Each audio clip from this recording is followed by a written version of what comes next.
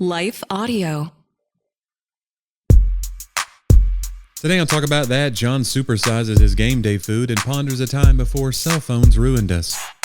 Meanwhile, I tell you why a picnic is no picnic and reveal how a little citrus saved some British sailors. Plus a conversation about goals and systems and why one is way more important than the other. Today's episode is not sponsored by hot air balloons.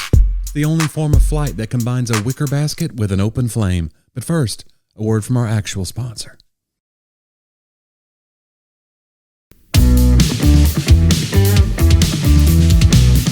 Welcome, everyone, another episode of Talk About That. I'm John, here with my buddy Johnny.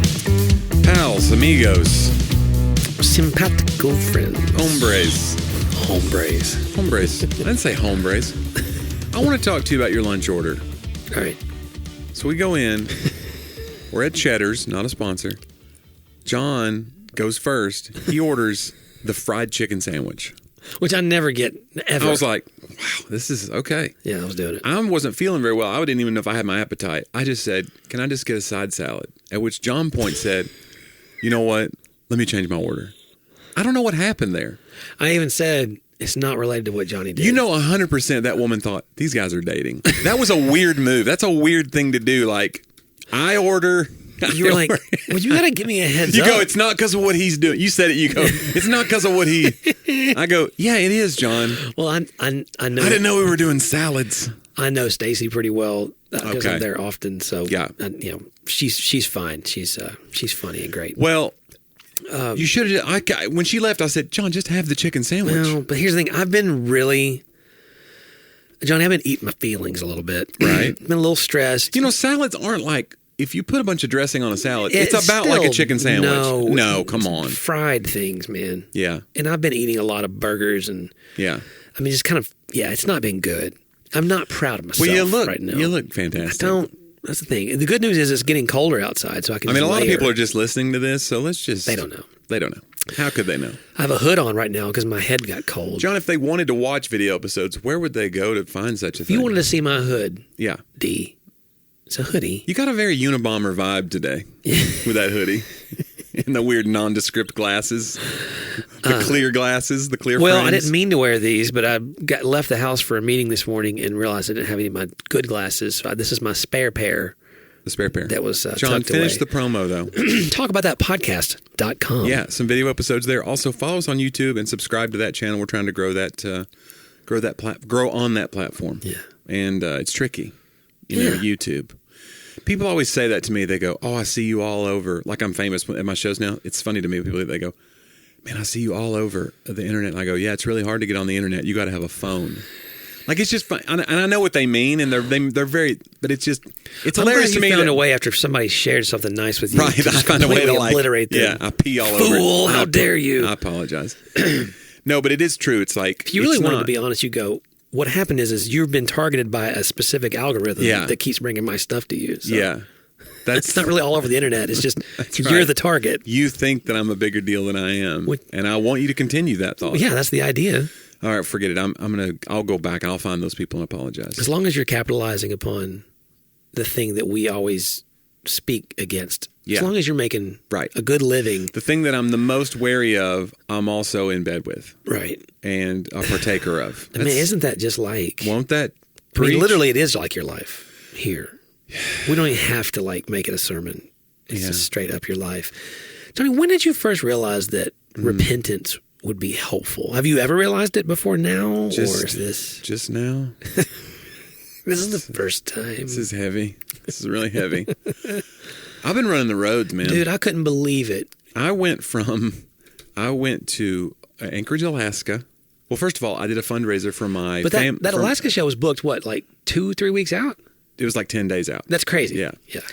They just were like, hey, you wouldn't want to come do this thing. And I was like, where is it? And they go, Anchorage. And I go, I don't even know if I can get there. Because I had my brother's, our family ministry, which is called Agape Outreach Homes. Check it out, Agape Outreach Homes, AGAPE online. You can find out about what all they do. My mother founded that program. They house and care for mentally handicapped folks. So I went and did a fundraiser for them, which is it's a heavy thing because you're like, I want to be a part of it. And I'm the right person for this 100%. Yeah. Because I can do comedy and I can also share and I can do what's called the appeal, where you're like, you got donors in the seats and you're like, hey, this is why you need to give to this. I can tell you firsthand this is how it went down. So I'm the right person for it. And also I was like, I don't want to blow this. So it was nerve-wracking. Yeah. All the preparation for that. So that was leading up to this. And then I get invited to Anchorage the next day. So I knew I was going to have to like do that thing that I was like, oh my gosh, this is so heavy. And I wanted to like, emotional, then like come home and like sleep for 4 hours and then get on a plane. And I was on a plane for 9.5 hours total, like 2 flights, broken up over 2 flights. And then a 2.5 hour layover between those 2 flights. So it was a long travel day. And then I had to get out and do a show.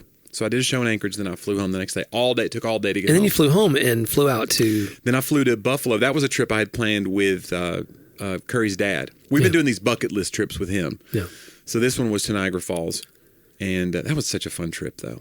Good. So it was actually pretty restful. It wasn't like it was a huge grind to do that because it's only, I think it's a 2-hour flight to Buffalo. So maybe even an hour and a half. Not like when you went to, to the Grand Canyon. Yeah. So that was good, and we had a great time. We stayed right on the falls too. Wow. Right. We stayed in the falls. I couldn't believe it either, and it was we didn't bring our slickers or our galoshes. You got to bring those galoshes. You got to. Do you have galoshes, John? No. Do we even have galoshes in Tennessee? I don't. Where would you find a galosh? Boot barn? Talk about that podcast. Oh, sorry. Galosh where would barn? I go to find? Yes, we do have a boot barn. Yeah. Which is maybe an asphalt maybe thing. they have rainy weather. I don't think so. Those weird rubbery, the weird vinily shiny boots. It's kind of like we don't have chains on our tires here. No one puts a chain on their tire here, ever. Yeah. If you're from up north and you put chains in your tires, like if you came here, if it snows, we just panic. We don't go anywhere. You know what I'm saying? Don't those chains chew up the roads? You would think so. I think they do. I don't like driving up north for that reason. The roads seem to be a little more potholey. Yeah.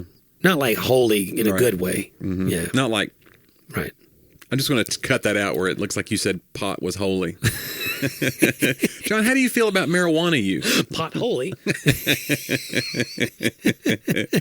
I smell a scandal. No, it's fine, y'all. No, so that was a great trip, and we just got back from that, and now I'm home a day, and we're doing the podcast, and then I'll leave tomorrow for Green Bay, and then from there I go to Dallas. Routing. It's ridiculous. Green Bay and Dallas. People always assume that I go where I want to go. And the truth is, I'm still at a position where I go kind of where I'm asked to come. Like if a theater reaches out and says, hey, we'd love to have you come to a thing. We have this date open. We book it. And if it's in Vermont, guess what? I'm going to Vermont. So it's not like I go, where should I take my fame and go? Like, I'm not that kind of famous. No. I want to be, John. No. I want to decide to go to Vermont. Yeah, that'd be nice. But you're like, I've decided to... Johnny, when you've peaked, you know what I'm saying? Right. It's kind of, and it's okay. Hey. You know who has a lot of peaks? Vermont. It's mountainous. It's a mountainous region. Yeah. Snow-capped, what have yous. Yeah. Anyway, but yeah, so that's going to be a grind. This is a very busy month. But by the way, if you want to find out about show dates, JonnieW.com, JonnieW.com. So many cool shows coming up. I'm at Zany's November the 6th, which is the day after the election. Not that we'll know who's president that day. We're not going to know. So come hang out and enjoy a laugh while they're counting votes, and you decide if it's going to ruin your day or not. Yeah. Not that it, come on. Let's just... I think, I got off of social media a lot. Yeah. Moved it off my home screen. Okay. And so you got to go a couple pages deep to get angry? And I'll go, well, I'm just... Now it's really... It really affects me. What do you see over, though? I mean, you got to see. No, it wasn't seething. It's just time suckage. Oh, okay. I just didn't want that time. And so I replaced it with like knowledge. Oh. Like the Apple News app. Yeah. And I'm reading articles from news is Wall Street Journal. News is enraging too, though. Washington Post. And, I'm reading from all the, Yeah, nothing enraging about the news. And I realize now I've just replaced it. Yeah. And it's better because I'm way more knowledgeable. I can tell you what actually is happening from a reporter standpoint and not just from what my daughter told me on TikTok that day. Because sometimes she'll come to me with like, I heard, and it'll be like, this, and I know the real story because I've read it. Right. I'm like, well, that's not at all what happened. Disinformation campaign. But I kind of feel like now I may need to move the news app to the second page. Like okay. And I'm trying to think. What's going to be first page? Well, the problem is I need to not have to go to the phone. How about the Bible app, John? How about putting that on your first page? It is. Oh, okay. But that's what I'm saying, like, maybe I don't. Maybe what if I just, when I had nothing else to do, didn't pick up the phone at all? I was thinking about being in a restaurant. Like, if you're with a friend and they go to the bathroom, what's the first thing you do? You grab your phone. You grab your phone. Or you grab their phone. They left it. Okay. Wait a second. Hey, what would their passcode be? Quick. All zeros. Johnny's an idiot. No, like, I just was trying to remember the days of, like, somebody leaves the table and now you just stare into your salad like a psychopath. For minutes on end. But it was glorious. Yeah, there's something about it. The peace in our minds, maybe. We could do it again. Yeah. We don't have to wonder. We act like there's no way, there's nothing we could do now. No. We have to. And it's like, no, guys, we don't have to. It's like trying to come off a drug, though. It is. Yeah. It is. It absolutely is a drug. I mean, it's a dopamine response, right? Well, who knows what all the... Dope being the key word. Am I right, people? He puts the dope in... And it makes you a dope and it makes you mean. Come on now. Social media. Some of y'all been out here on this dope of social media and it's making you mean. And I think you know what I mean. Also follow us on Instagram. Please do that. We're trying to, we're what you call hypocrites. How would you spell hypocrite? H. Is it Y? Is it Y? P-O. I don't know. Oh, yeah. Hypo. Go ahead. Yeah, John, this feels like a good time for us to take a break and hear from a few of our fine sponsors.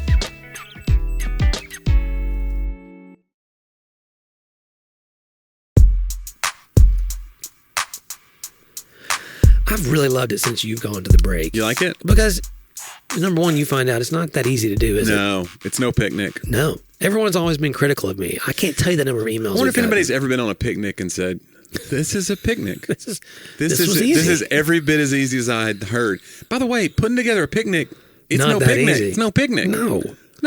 You got to get one of those checkerboard tablecloths that you lay down on the ground. It's called a blanket. You got to have one of those. No, but it can be a cloth too. Oh, okay. You lay that down.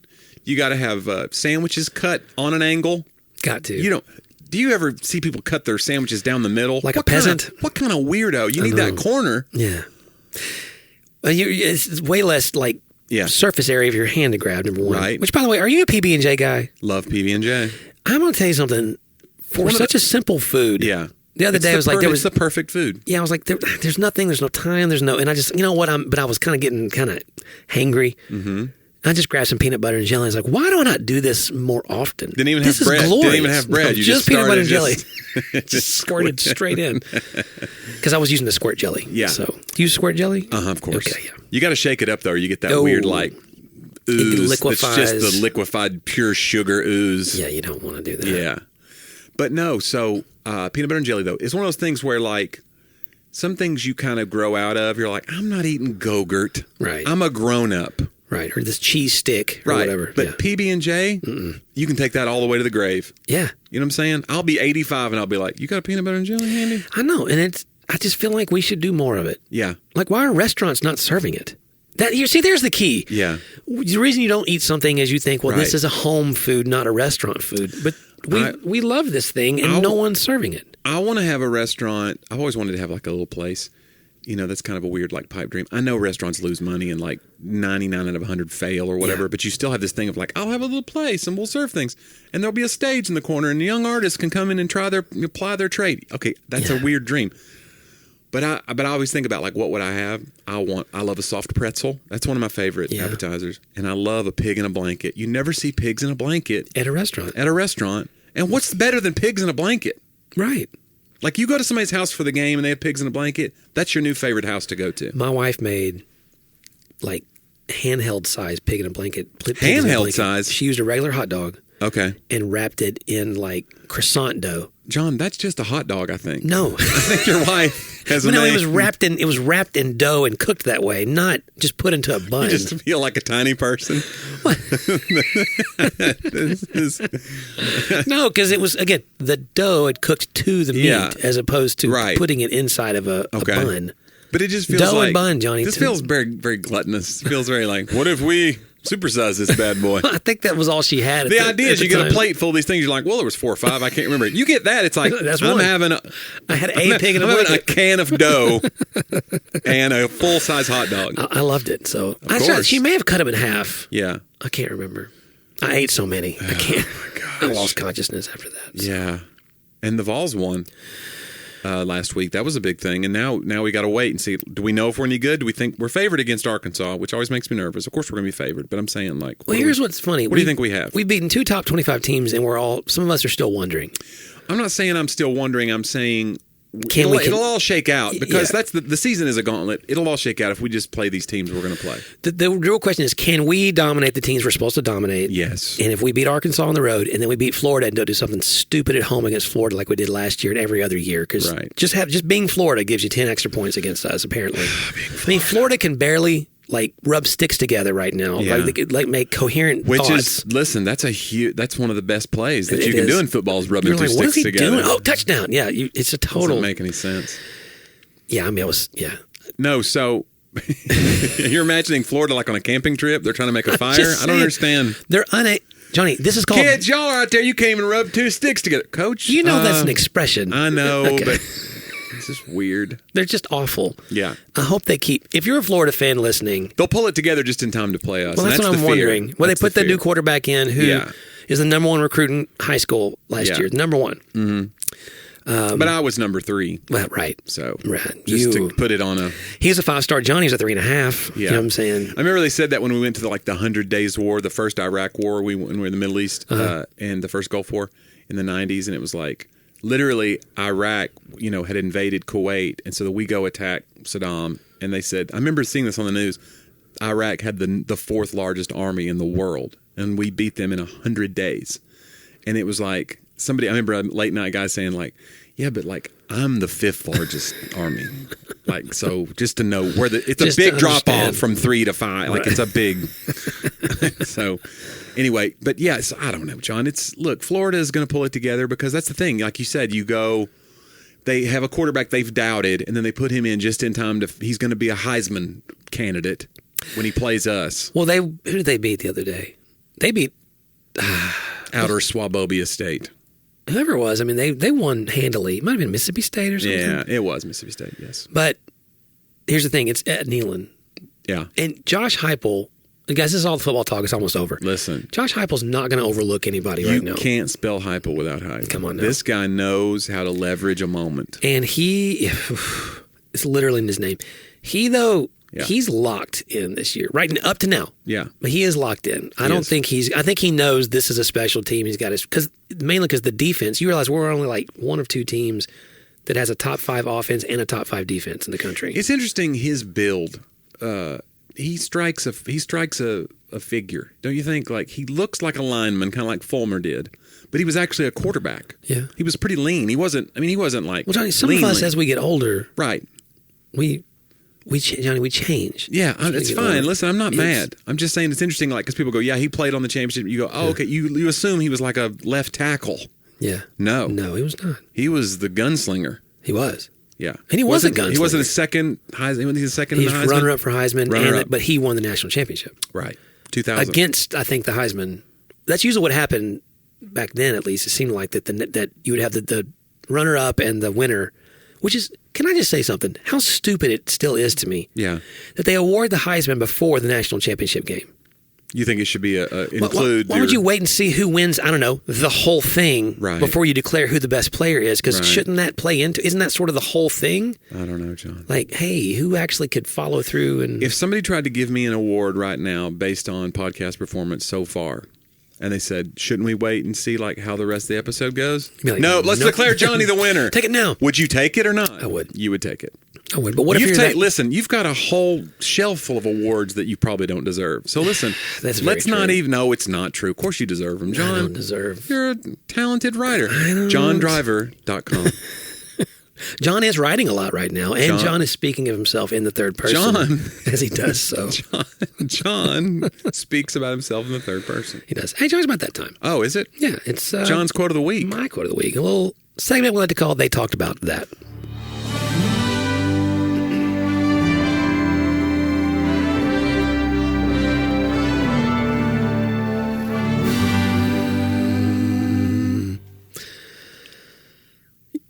actually. Are you going to quote yourself? This would be fun. If you're like, hey, let me drop some knowledge on you. I actually did put one of my own quotes in my list the other day. Oh, something I was just talking to you guys in the text thread. I was like, that's good. I'm keeping that. I'm going to use my that buddy somewhere. Derek Tennant, who is a comedian, has a quote on his website, and it said, "Only a fool quotes himself." Derek Tennant. I love it. Yeah, there's many layers. Yeah. I'm actually quoting something that you said at lunch today. Oh. Okay. Because you were quoting, it's not you though. Oh, okay. You were quoting. But I quoted, yeah. You were quoting James Clear, and I thought, so I went and found the full quote, the actual accurate quote, not whatever it is you said and you're rubbing sticks together. Sorry. Okay. It says, you do not rise to the level of your goals. You fall to the level of your systems. Your goal is your desired outcome. Your system is the collection of daily habits that will get you there. Yeah. But man, when you said that today, you don't rise to the level of your goals, you fall to the level of your systems. Yeah. As an Enneagram 6, it spoke to my existence. Right. Because I'm a systems guy. Right. All I want to do is build systems that can last. Yeah. And I don't know. I think as a parent, it meant a lot. We're in that stage. There's some really interesting and exciting recruiting things happening in Sadie's world for volleyball, and also at the same time when you're at that age of, do I want to keep doing this forever? Yeah. Kind of thing. And it's scary. You talk about colleges and you talk about all the things that could happen. And as you're trying to she has midterm exams and stuff today. There's so much performance, in that. So goals, I think we throw at kids a lot, right? Okay, we need you to, you've got a 4.0. What can you do to, and I think that our world, where Sadie has pretty profound ADHD and she shows up and does so well in life, but that neurodivergence, we have to build systems in. And here's the thing about it. When you really study a lot of it, you realize everybody actually has systems. Yeah. Just sometimes neurodiverse people are resistant to systems. And there's all kinds of funny things on Instagram about it, like an ADHD kid can't live without a system. Also, an ADHD kid is most resistant to building a system. So it's like this, it's very interesting. Yeah. The thing you need the most that you push away. I agree, though. I think everybody has like a coping mechanism that you learn. It's like learned behavior. And sometimes it becomes self-destructive. But like I've told you before that I feel like I was such like an odd kid in a lot of ways. And I think the reason my life has kind of normalized is because I'm in a very weird job that it happens to fit. It dovetails with all my weirdness. Yeah. So like I can diffuse awkwardness because I'm controlling the narrative a little bit more. So it makes me, I feel like I have a system in place by my job that allows me to interact with people, but on my own terms. Mm-hmm. So it can be destructive because it's like I could easily isolate because of this job if I wanted to. Right. There's kind of a barrier up. Like somebody had a bit about that, about like, I have this job. I was telling my therapist that I chose a job where I am elevated and illuminated, and it is against the rules for you to talk back to me. Yeah, isolated. Yeah. Yeah, I'm isolated. I get to talk through a microphone louder, and it's against the rules for you to talk back to me. Mm-hmm. Or you're heckling. Mm-hmm. It's like that's a kind of it's a great job, and also it's kind of weird. Yeah. So, but yeah, we all have coping things in our life that we build in. So yeah, Sadie's no exception, but for sure. Well, and again, a system is required for, like, you still have a system of how you book your travel. Yeah. Or you have a system of how you write a joke, or, I just finished a initial deadline of a composition. I'm into editing now. And I was told you at lunch, it's weird. This is one of those, I was so busy and it was volleyball season and there were kind of some crises here and there and things. And that's more than one crisis. Crises. Yeah. And I was several times like, I'm not going to do this. Like, I'm not going to be able to finish this on time. And I've never seen you in that mode. I've been in the mode of feeling like I'm not going to do it. Yeah. And then there's something in there of, I think part of it goes back to what I feel like I'm called to do. Yeah. I do have this, like, sometimes I go, well, you know what, God, you're going to have to help me do this or it's not going to happen. And in the end, he always does. Like, I somehow, those last few 4 or 5 days were 7-8 hour writing days. Yeah. Do you hear like a voice, remember? Do you have like a Simba moment? No. Okay. No, I don't. That'd be great, wouldn't it? Yeah. Also kind of crazy. You'd be like, what in the that world? would be, yeah. No, but it's one of those like you just. But yeah, I think I fall back into the system though. Yeah. Okay, what do I normally do here? What have I done the other 30 times I've done one of these? You know what I'm saying? And I find comfort in that.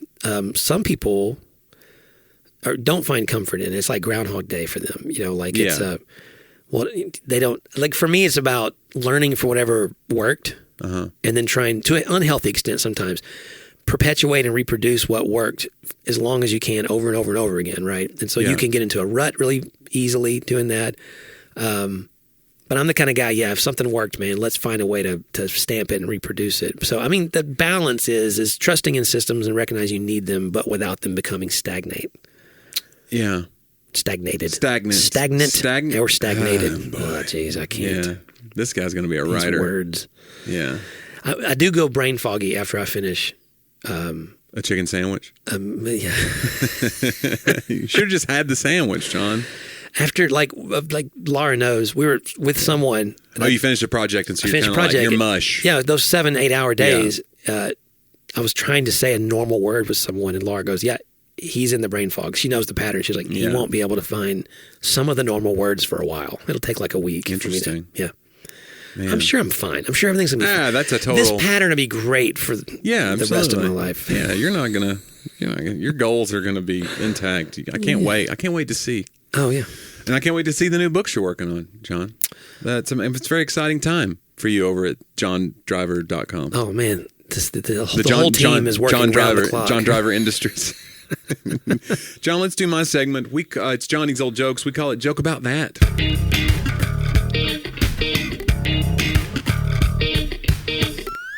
I had heard this one. This is an old street joke. I'd heard this one before. I hadn't heard it in a long time. And you may have heard it. So don't tip the bit, John. I'll try. If you know where we're going. Okay. An old Italian man lived alone in New Jersey. He wanted to plant his annual tomato garden, but it was very difficult work as the ground was very hard. His only son, Vincent, who used to help him, was in prison. The old man wrote a letter to his son and described his predicament. Dear Vincent, I'm feeling pretty sad because it looks like I won't be able to plant my tomato garden this year. I'm just getting too old to be digging up a garden plot. I know if you were here, my troubles would be over. I know you'd be happy to dig the plot for me. Like in the old days, love, Papa. A few days later, he received this letter from his son. Dear Pop, don't dig up that garden. That's where the bodies are buried. Love, Vinny. At 6 a.m. the next morning, FBI agents and local police arrived and dug up the entire area without finding any bodies. They apologized to the old man and left. That same day, the old man received another letter from his son. Dear Pop, go ahead and plant the tomatoes now. That's the best I could do under the circumstances. Love, Vinny. That's great, right? That's great. Yeah, it's one of those jokes, too, where as I was reading it, I thought it's hard to do jokes like that anymore because we're so comedy savvy as a culture. And that's the thing about comedy is as you're telling a joke, the audience is trying to get to the punchline before you. Right. And that's why you have to take such a hard left turn or get to it quick. That's why I like short jokes. A joke like that, you're like, okay, so the FBI comes... They dug up the... Like, you're already kind of finishing the story in your head, so it's hard to do a joke like that anymore, but I just think it's a very cute story. I like it. Yeah. And it's a true story. No, it's not. Let's do This Week in History, John. We call it Talk About Then.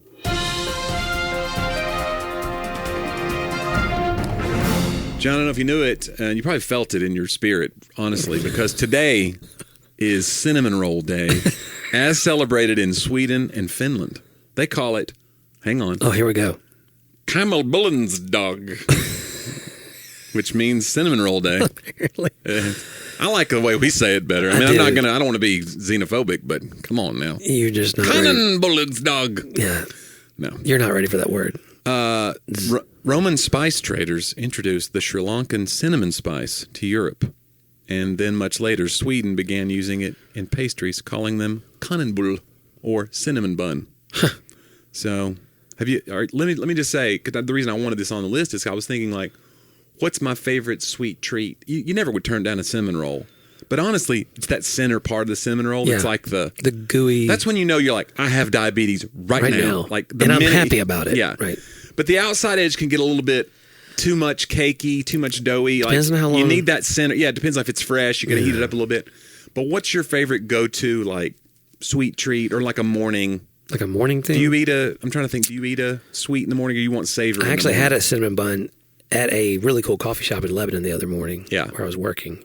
I like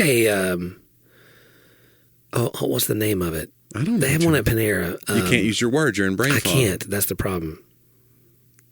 You're talking about they have a pecan braid that I like. Yeah, it's like a pecan roll kind of thing that's hot. It's similar in like shape to the cinnamon roll. It's like a pecan donut thingy. It's real gooey. Yeah, very good. I'm glad you knew what I was going to say. Here's what I'm garbage, so I default to Little Debbie's. They're just totally processed and prepackaged, and you just got them in your lunch when you were a kid. But I still it's like PB&J. We were talking about like zebra cakes. How can you beat a zebra cake? And they make a zebra cake roll now. Wow. That's like it's like the Swiss cake rolls, but it's zebra cake. So it's like white wedding cake that's 1,000 calories probably in a roll.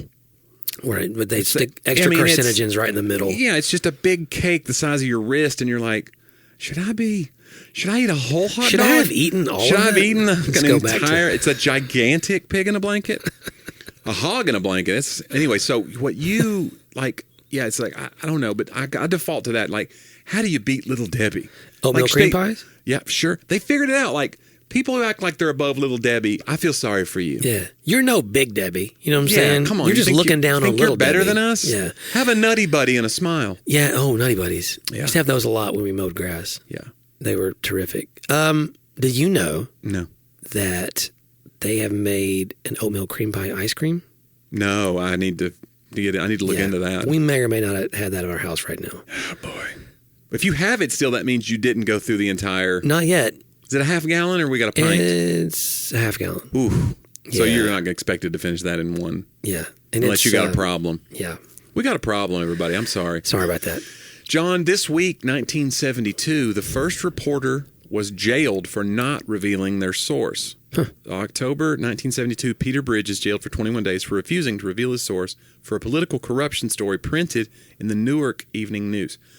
A U.S. Supreme Court ruling in June of that year had denied reporters the right to protect confidential sources. I think now, I don't know that they would do that. I don't know where it stands now. I didn't have a follow-up of like, since then, there's been precedent against this or whatever. If it was just for corruption, I would think if someone's life was in danger, or if it was a certain sort of criminal activity, I wouldn't imagine it would apply just and to... I guess it was just 21 days and then he's let out because it's not like he changed his mind in the 21 days. So you're still doing the same thing that you were held in contempt for. So I don't know how all that works. Yeah, interesting. It's like they just trying to sweat him out. I don't know. Interesting. But yeah, I think we've talked about this a couple of times about how like the press is so important and we have this weird suspicion now that only the news that we watch is the good news and everybody else is the bad news. Yeah. And they're the enemy of the state. And we get to pick and choose based on what letter is next to the name of the guy who said the thing. Like when we see a news story, if it's a politician, you go, he did what? What letter was beside his name? I am outraged. Like we get to wait until that moment. I think it's so silly. And the news is kind of becoming that way where you go, where'd you see it? Before I decide if I'm mad. Which, by the way, to that point, some great resources for that problem. Yeah. Allsides.com. Okay. Again, they have like nonpartisan experts. Okay. And I understand me just saying that is hard for some. Right. But there are people on the left, on the right, and the center. Mm-hmm. Okay. So they take people who are partisan. And put it on like a graph. And they put them together and they actually there's multiples that will do this, but they will actually all read it and say, here's where it lights. And you can see then, and also the Ad Fontes media bias chart. Mm-hmm. It will interactively. You can go look at the article you're reading right now.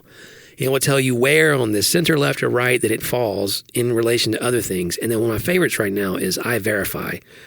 And so like I get an email every morning from Verify, and it'll just tell you like for example, this morning, this is such a good thing right now before the election, everybody. Like this would be such a helpful way to keep your mind from being locked up by that judge, just like Jonnie talked about. For 21 straight days. Like my things this morning, today's fast fact.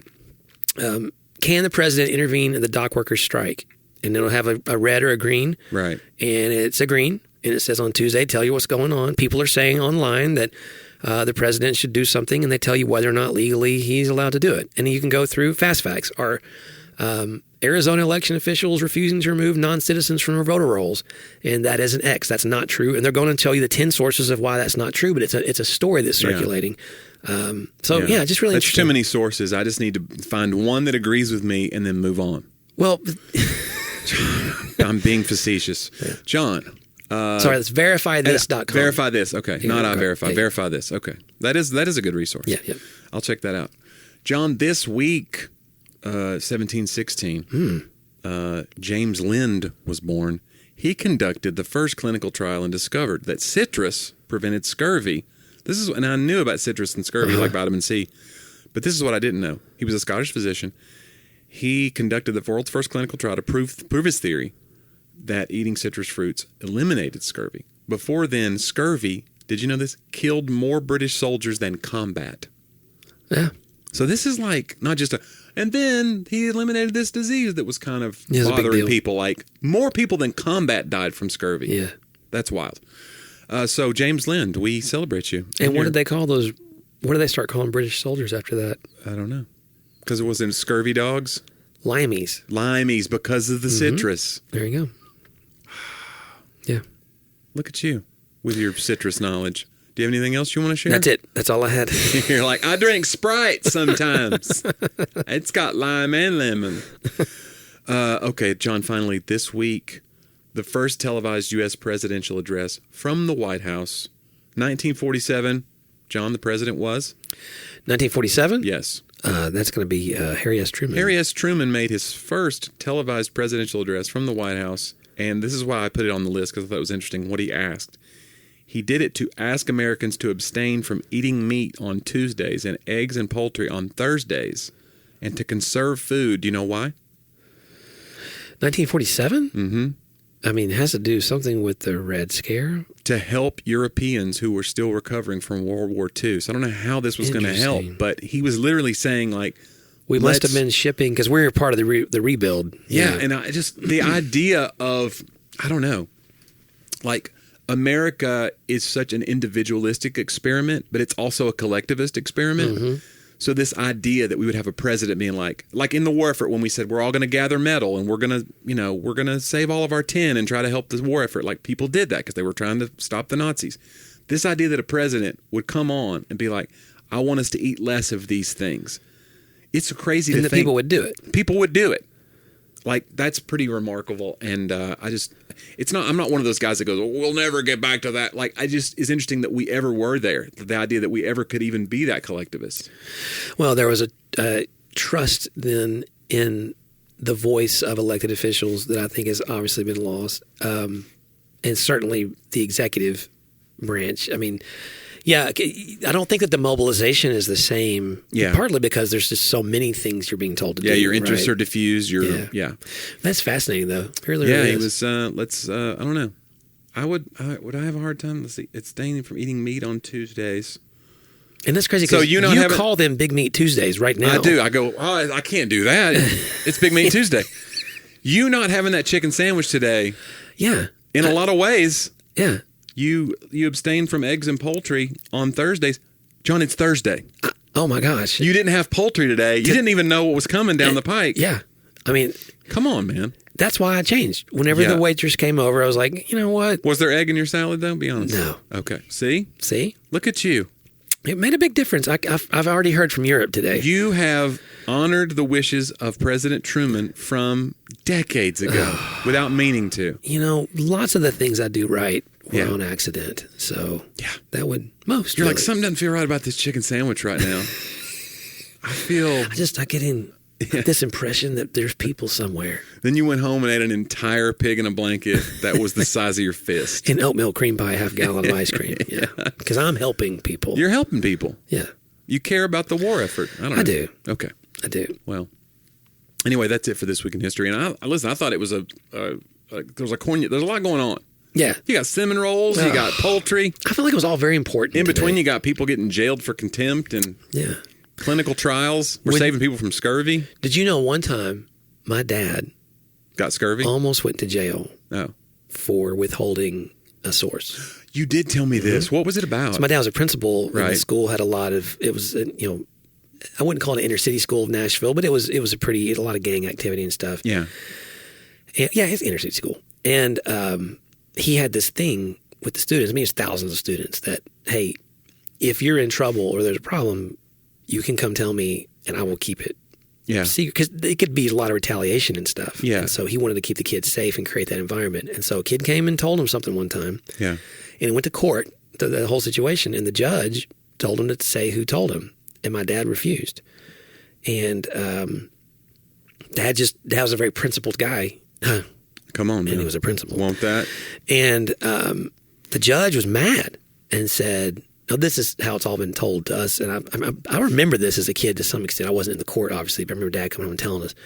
And he said, "Well, here's the deal. I'm going to reconvene tomorrow. Yeah. And you're going to come back, and if you have a night to think about it, and if you're not going to tell me your source, bring your toothbrush tomorrow because you're going to be staying in jail." Wow. And so Dad came home. I think my dad loved it. Like, I think, no, you knew my dad. Well, it's like, yeah, it's your moment. It's like stand, yes. you get to be this guy that. I mean, he was, and he would have absolutely done it. So he did. Plus, your dad was like, "Joke's on you. I don't even brush my teeth, so I don't need to bring anything." I'm kidding around. No, so that is a huge moment, though. Yeah, it is. And so you get to stand on principles. And you know you're in the right. You're doing the right thing. You're protecting the kids. Yeah. He went back, and I remember we all prayed and everything. Yeah. He went back the next day, took his bag or whatever. You can take a bag to prison? I don't know. Yeah, you got a little go bag. And they're going to make you. I think they give you. I keep one handy in case it ever goes down because I feel like my past life's going to find me. I just wrote a book. The thing I just wrote was about a guy who was in prison for 5 years. Yeah. And I know his whole intake process. And I don't think that judge knew what he was talking about. I think they give you your own toothbrush in prison. Right. So anyway. Do you even get a toothbrush? Because you could make that into like a weapon. Well, maybe it's file that thing down. I don't know. And these are all the important things I bet my dad was thinking about. Right. But Dad came in, and sure enough, it was a different judge. That judge got sick or something. Oh, wow. And so that judge dismissed it, and it went on. And so look at that. Yeah, it's like it goes down in the Driver family lore. Yeah, of course it does. Yeah. That's way better. I don't think I have anything like that. I'm not going to have any family lore like that. I wish I could say, yeah, you know what, and they threatened me. Remember that time I told dumb jokes in Topeka? That's all I'll have. And that guy threatened to never come back. He didn't. Yeah. There's been times when I forgot to pack a toothbrush. Yeah. To go to Topeka. You just got to go down to the hotel. You just got to get one from they'll have one at the front desk. I remember that time, again, that you stood up for that girl that the boyfriend was, me and you were there, and you were like, dude, you threatened it, but I loved it. Yeah, that was my moment. If you guys have not gone back in the annals of talk about that, this is one of those stories where just go back and look up. I promise you do not want to fight me. Go try to find that and listen. It's the best story ever. Yeah. And, we'll tell it again one of these days because we'll run out of time. Yeah. We'll run out of things to talk about. I don't think we will. You don't? No. Look at us. Look at us refreshing. Just keep going. We just keep living life, John. We do. Sometimes you got to put the one foot in front of the other, even if you don't like it. Right. You know what I'm saying? What, your feet? No, the podcast. Oh. I just keep putting one foot in front of the other. I don't like my feet. I don't look at them. I put them in front. I look straight ahead. I look straight ahead. That's great. That's great. Well, John, we did it. I don't know how we did it, but they can go to talkaboutthatpodcast.com. If you want to support the show, click on that upper right-hand link. That's how you get ad-free content. We love the supporters of the show. We love our patrons. If you want to send us a message, John, hello@talkaboutthatpodcast.com. Yeah. Not all caps or anything. Although that would still work. Yeah, we love hearing from our listeners. Yeah. Yeah, I heard from a listener this week saying that they had binged the entire thing. Wow. And they struggle when they have to wait for another episode. Mm. And I was like, well, if Johnny would be around more, we could do more than one episode. That's it was something like that. That's simply not true. I was like, I wanted to give more content, but Johnny said no. He's stingy. Yeah, he was like, they don't deserve it. I was like, that's a weird thing to say. Weird. This is all you get, guys. This is all you get for this week, and you have to just hold on. You just got to. Keep putting one ugly foot in front of the other. One hideous foot at a time. Yeah. Hey, guys, thanks for the time you gave us today. It does mean a lot. Let's do it again next week. Talk about that.